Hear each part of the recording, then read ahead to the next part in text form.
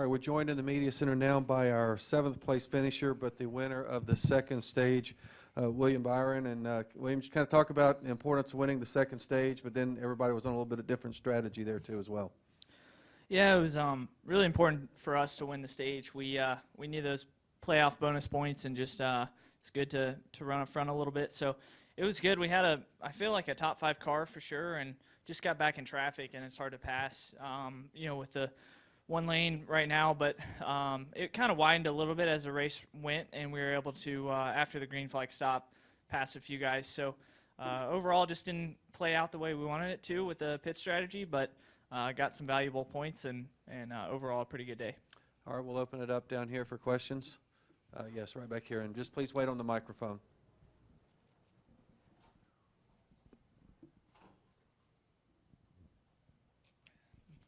All right, Ryan O'Hara, Race Chaser Online and the Performance Motorsports Network. Just talked to Ryan Blaney. He said the hardest part of the race wasn't necessarily passing. He thought that it was the lap cars that gave him the most trouble. How did you see that? How did you see it? Yeah, I mean, I don't know. We kind of got lucky breaks, I guess, or whatever on lap cars. I felt like got around lap traffic pretty good. That's when I would gain my time. But, I think it was just most of the guys were really good about giving the bottom. It's just hard when there's, they don't want to run up in the gray either. So, some guys were really good about it. Other guys were, we had one little issue there, but mostly it was just about, staying in line, and restarts were kind of sketchy. Any other questions for William? All right, no other question for William. We'll let William get out of here. Thank you. And we're also joined now by our second place finisher, Ryan Blaney. Ryan, just kind of talk about the day. You guys kind of had the lead there going to that last pit stop. Kind of seemed to be the turning point. Yeah, I thought our car was pretty good all day. 20 seemed to be a little bit better than us for 35, 40 laps. And then I feel like we could start running them down. And then we passed them there before the last pit stop. And I thought our car was pretty decent right there. I needed to turn a little bit better early in a run. I knew it wasn't going to be that long for the next stint, and we didn't come out with the lead. That hurt us. I think if we would have come out the lead, I don't know if I could have held him off. He was pretty good right away, but we kind of over-adjusted and got too free there that last run. But I felt like we were kind of even with him 10 laps into a run. He just got so far out ahead that we couldn't run him down, and just couldn't get there. But I thought it was a solid weekend overall for the 22 group. I thought the way the cars have been running this year on that side has been really promising. They've been second a lot this year, and that team deserves a win. They've been working hard over the past 6 months from last year to get to where they need to be competitive again and put themselves in position to win races. Just need to try to have one kind of go our way here. So, Any questions for Ryan? Okay, over here, Lee and Reed.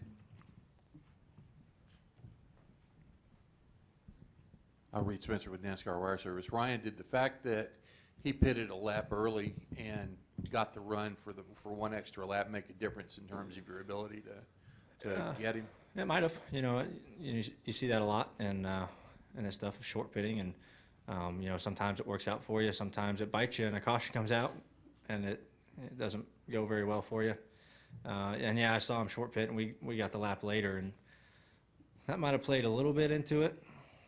He was kind of pretty far ahead of us by the time we even got off of turn 2, so I'm not really sure that half a lap or a lap really made a huge difference, but it definitely was a little bit, and it might have, but I think he might have been ahead of us even if we did pit the same. I think our stop was a little slow, but put that in the bank for next time maybe. Lee? Lee Spencer, Motorsport.com. Ryan, what did you learn today's race that you'll be able to carry over until tomorrow? There was a lot. The track changed a lot there. The second half of the race, I felt like the beginning of the race was treacherous on the top. I think me and Eric fell back to 8th and 9th from 2nd and 4th on the top, just not going anywhere, trying not to wreck. And I felt like that kind of came in a little bit to where it wasn't as deadly up there from passing lap cars, but you get stuck behind a lap car, you can't pass them for a lap or so, and that part was tough. Obviously they don't want to leave the line, they don't want to get up in the dust either, so you have to kind of wait and just time it right. But I think personally, I learned a lot for tomorrow's race. I think it will be very helpful. I was really thankful to run this race, just try to get some laps. So that part was good. We got our meeting here in a little bit, so I'll definitely have some comments for that. And Cole, your first top 5 finish of the season, what kind of momentum that you think this will give you and the team going forward? It'll be really important for us. I mean, we've had pretty solid cars the last couple weeks, and even at Atlanta we had a good car. It's just had to get the finishes, and the last couple weeks we just haven't done that. Me making mistakes and just having random things happen. But if we can keep these just solid runs going, we'll definitely work our way back up there in the points. And I feel like we definitely can do this. We have some pretty fast cars the last couple weeks, so we'll just keep plugging away out at it. We have Cole Custer, our top finishing rookie in here. So any questions for either Ryan or Cole? Yes, Bob. If we can get the microphone up here to Bob. Bob Parker, ESPN for both drivers. How much did the track change during the race? And I guess for Ryan, how much would you expect it to change throughout tomorrow? I thought it changed a lot about halfway through. We got a long green flag run there, and it really rubbers up a lot, and it doesn't give us time to pick up any rubber under caution. And so that really kind of made it pretty slick, I thought. I thought you could run up maybe half a lane in 3 and 4, and it wouldn't be too bad. 1 and 2 was still pretty bad off of turn 2. If you got up off the bottom lane, you were in big trouble. But I think it's going to change a lot more tomorrow with the Cup cars having to back it down even more, and we're kind of forced to move around with a little bit more motor. We have to try to find different ways to get off the corner. So personally, I learned a little bit today that hopefully we can apply tomorrow and make it work. Cole?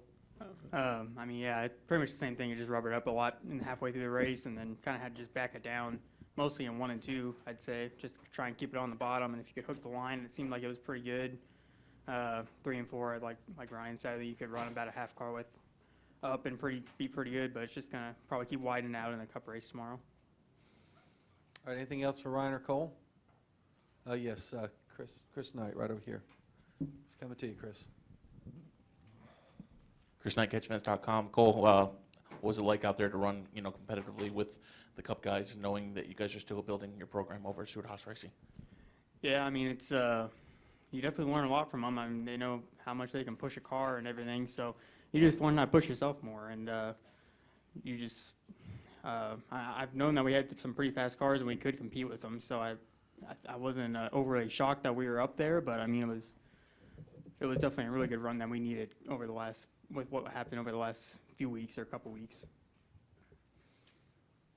Okay, anything else for Cole or Ryan? We'll let you guys go. All right, thank you, guys. Thank you.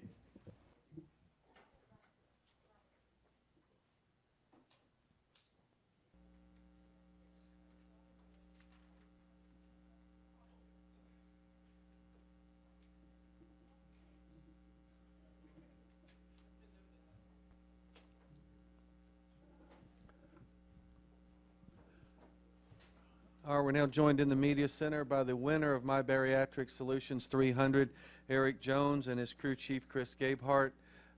For Eric, this is his second win at Texas in the Xfinity Series, and he's finished in the top 5 in all 5 Xfinity Series races that he's run here at Texas Motor Speedway. Eric, just kind of talk about picking up the win. You guys kind of did it on the last pit stop, and you kind of drove away from him. Yeah, we were able to, number one, we had a really good car all day, and thought we were a little bit better than the 22 most of the time.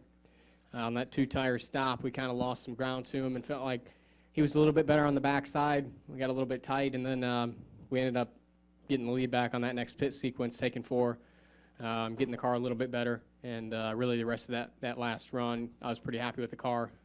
Never really fought too much, a few minor handling issues, but we were able to really get through lap traffic and keep a good buffer between us and the 22 and have him keep fighting with lap cars. And that was enough to keep us out front. Chris, kind of talk about that last pit stop there, kind of got you guys going.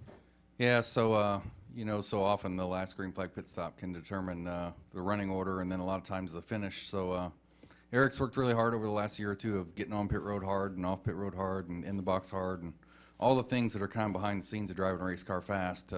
So it was pretty neat to watch him overtake Blaney during that pit sequence, and then from there it's just a matter of riding it out and not making mistakes, and he did a great job of that. And we're also joined by team owner Joe Gibbs. And Joe's their second Xfinity Series win this year. Kyle Busch picked up one earlier this year. Just kind of talk about getting another win today, and talking about Eric, the fact he's got 5 top 5s in 5 races here in Yeah, Texas. it's pretty stout, I got to tell you. Well, first of all, I just want to say thanks to GameStop, and they've been such a great partner. Of course, this couldn't have happened at a better time if we planned it. They had their Bob Puzam was here. Paul was traveling, Paul Raines, but for us, it's just a huge deal. They've been such a great partner. Our Xfinity program is so important to us at Joe Gibbs Racing. Obviously, Eric came up through there. Our young guys get a chance to come in and race there. Chris has done a fantastic job today, and our crew chiefs have all stepped up from Xfinity. And so that program to us and a lot of our sponsors is key. I can't say enough about Eric this year, whether it's a Cup car or over here in Xfinity. I mean, he's killing it right now, and just thrilled to be a part of it. And it means a lot to us, and I just called JD and thanked him and everybody back there. JD started the program out, and we got a lot of people back home that are really proud today. We're going to open up with questions. We'll start with Drew back here. Yeah, Eric, Drew Davison, Forward Star Telegram. 2 Xfinity Series wins, the truck win.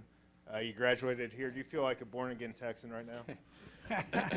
Yeah, it's been a good track for me. You know, it's the first time I came here actually was my graduation, and that wasn't really a great day. I didn't think that was it was going to be a track that I would enjoy, and then ever since then, man, it's just kind of clicked. You know, I always felt really comfortable on the old track here. Really felt like I needed or knew what I needed the car to do, and was able to really communicate that well. And honestly, even with the new surface here, felt like I was able to get back what the car needed. Definitely more challenging too on this surface than the old surface, but a good day of learning, and really a good day from JGR of getting their cars a lot better. You know, we came a long way from a couple weeks ago at Fontana, where I didn't feel like we didn't have anything for the 22 car, and then now we've come here and really felt like we had the dominant car all day that was better than the 22. All right, right back here. Ryan O'Hara, Performance Motorsports Network and Race Chaser Online. Which surface do you like better, and what did you learn for tomorrow's race, given your practice accident, practice crash Friday afternoon?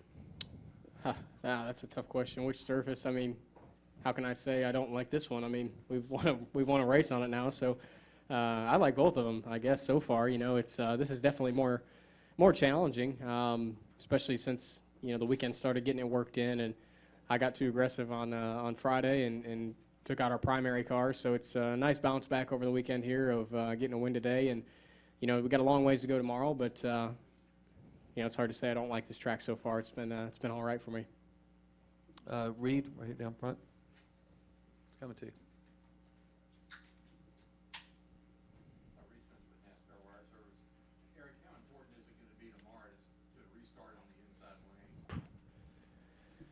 It's going to be a big deal. You kind of saw as the day went on. I know we didn't have a ton of restarts there. We ran out that last 100 lap screen, but the restart before that, we were in 4th, and I believe we cycled out 5th. So, the top was kind of coming around.